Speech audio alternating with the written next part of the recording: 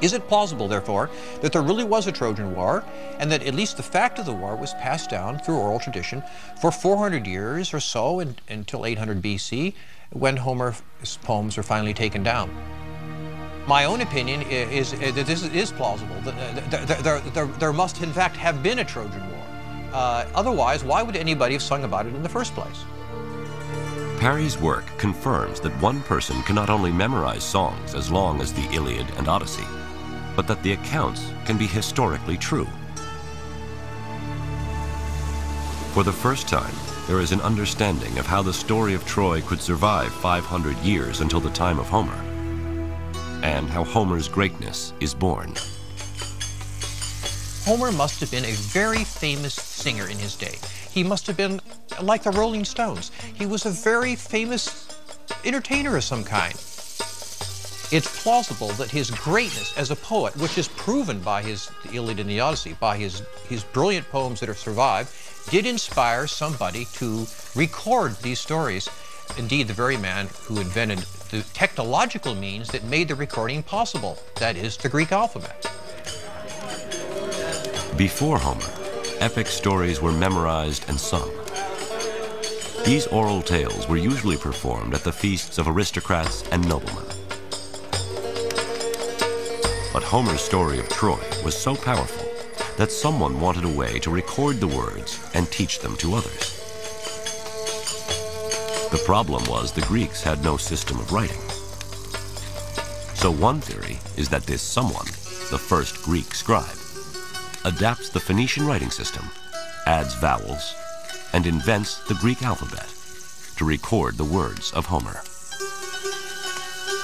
Here's an example based upon early epigraphic remains of what this text might have looked like. It begins on the right-hand side,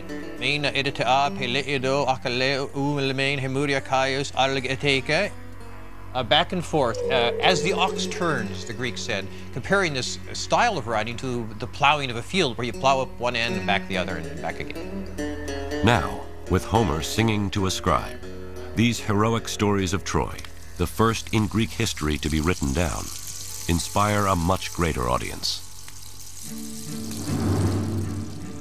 In my opinion, is because they were the first texts that ever existed in the Greek vocal alphabet. And as such, they were used from the very beginning as the basis for instruction about how to use this writing system. And they never stopped being that. So when you went to school in ancient Greece, you studied the text of Homer, right back to the day that the man who invented the alphabet first wrote them down. Homer's story of Troy becomes the tool by which language and literature are taught, the very foundation of Western civilization.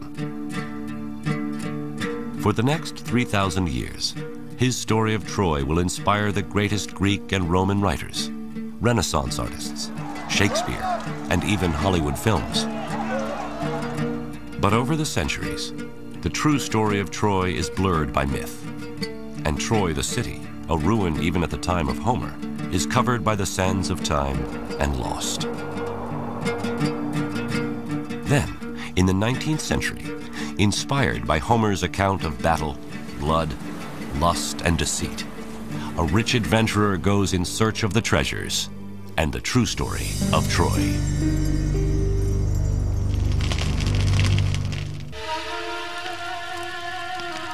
It is a Bronze Age clash of cultures, a battle over the most beautiful woman in the world. This tale of heroes, blood, lust, and deceit from a time before writing is sung for hundreds of years.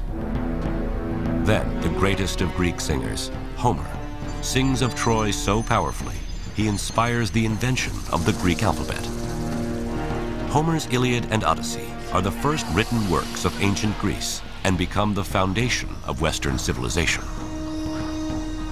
But over time, the story of Troy is obscured by myth, and the city is lost. Now, can Homer's Iliad and Odyssey lead explorers to the treasures of this legendary city and rediscover the true story of Troy?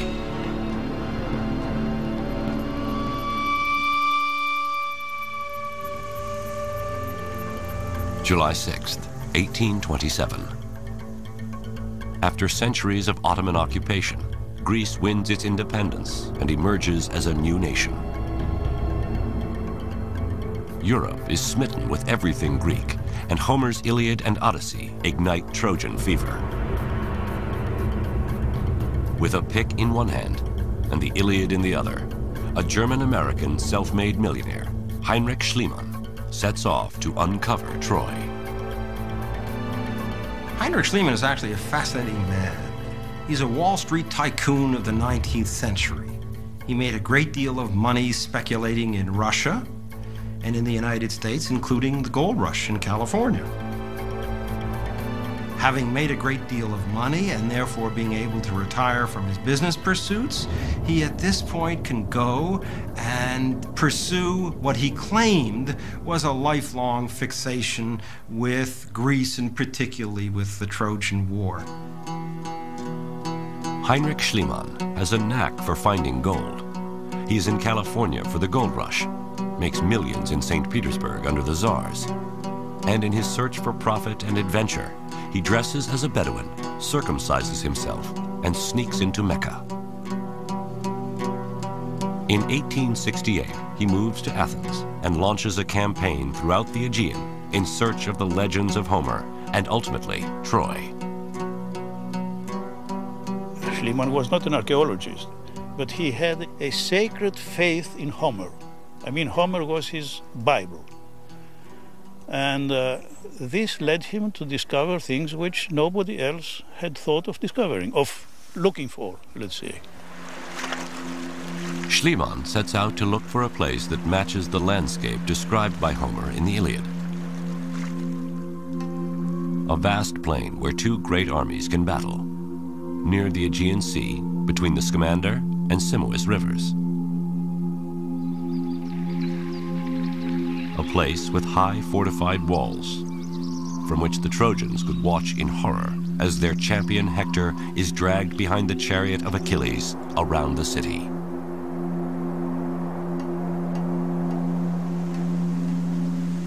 Elizabeth Reardon, architect for the excavations currently underway at Troy, retraces Schliemann's steps on the plains of modern Turkey.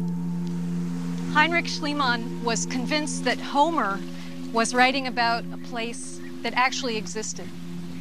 And he was also convinced that this place here, known as Hisarlik, was where he was going to find Troy. He thought that if he excavated all the way down to bedrock, whatever it was he found at the bottom had to be the Troy that Homer had written about. In 1870, Schliemann and his hundreds of workers plow through thousands of years of civilization, cutting trenches in the mound running north to south and east to west. The Trojan plain becomes littered with Schliemann's piles of what he considered rubble. He digs for years, but finds no evidence of Homer's Troy. He's getting desperate. What he really needed was a big, splashy find. The man was very lucky because at the end of his third year of excavating, he made a find that fit that bill. He was investigating this very large fortification wall when they uncovered in a small pocket a treasure trove of gold objects. This was exactly the kind of find that he needed to get attention. Golden cups and goblets, highly polished stones and precious jewels. In 1873, Schliemann smuggles the treasure out of Turkey, dresses his wife in the jewels like Helen of Troy, and with Barnum-like showmanship, claims he has uncovered King Priam's treasure. He dazzles the world with headlines. Heinrich Schliemann discovers legendary Troy. But the showman's headlines prove false. The treasure Schliemann finds dates to 2,500 years earlier than Priam and does not correspond to the time of the Trojan War. And worse, Schliemann may have stolen his discovery of Homer's Troy. Schliemann, with his interest in Homer, was not the first in this area. Frank Calvert a British expatriate, had been living in the area from 1845 onward. He grew up in this area and gradually amassed a tremendous amount of textual evidence for where Troy lay. When Schliemann arrives in Turkey, there are several sites thought to be Homer's Troy. But Frank Calvert is convinced that the land he owns, a mound named Hisarlik, is Ilium, an ancient Greco-Roman city from which Homer titles his Iliad. Schliemann seeks out Frank Calvert.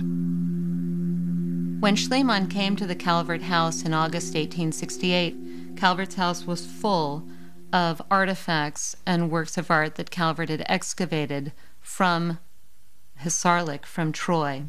Now, when they had dinner, Calvert told Schliemann all about his excavations, showed him what he had found, and Schliemann was clearly very impressed.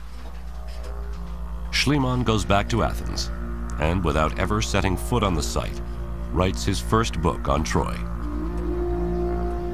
The problem is, he doesn't know the details. Calvert wrote Schliemann answers to Schliemann's many questions, one of which was, how high was the mound? Was it 20 meters or 100 meters high? The very fact that Schliemann would ask this question shows that he had absolutely no concept of the site itself. Though Calvert has been quietly digging by himself for years, Schliemann pours his vast wealth into a grand excavation with hundreds of workers and is anything but quiet. Schliemann tells the world that he is the sole discoverer of Troy and literally leaves Frank Calvert in the dust.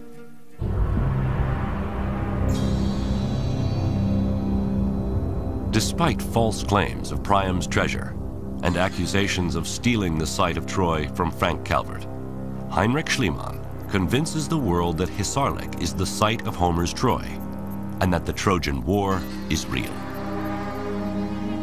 Schliemann was somebody who dedicated his life, his fortune, and his activities to proving Homer true. And this has my respect. It's largely because of Schliemann that we're asking the question, was this war real? Today we still follow in that tradition in asking questions about the Trojan War. But even Heinrich Schliemann, perhaps the most devout believer in the Iliad as history, can't produce definitive proof of Homer's Troy. Somewhere in these ruins is the promise of finding some scrap of writing, some Trojan treasure to prove beyond doubt that the Trojan War and the story of Troy are real.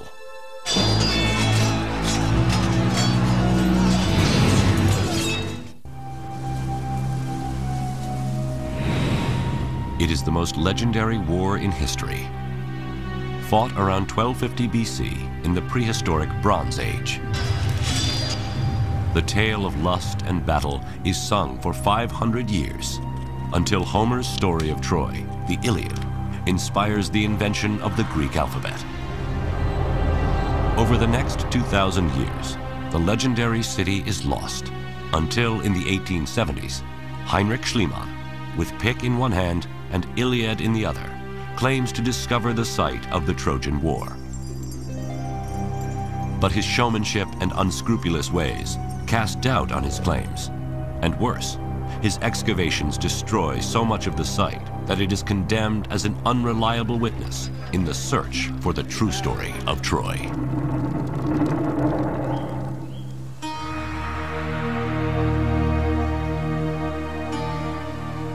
How could this rock heap in present-day Turkey be Homer's Troy? Even Schliemann expressed doubts. It is all poetry, he says. Troy is a myth, and the site of Hisarlik is only a hill. In essence, he says in various writings, well, I'm very pleased at what I've done. I've discovered Troy, and so on and so forth. But I'm a little disappointed because based on what Homer says, his description of Troy, I would have thought that Troy would have been bigger. Where is the proof that